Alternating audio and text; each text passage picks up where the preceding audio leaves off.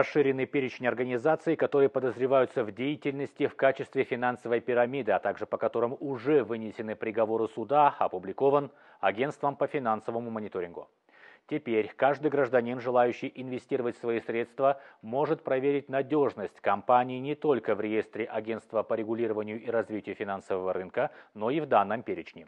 Отметим, что с начала текущего года агентством выявлено 22 финпирамиды.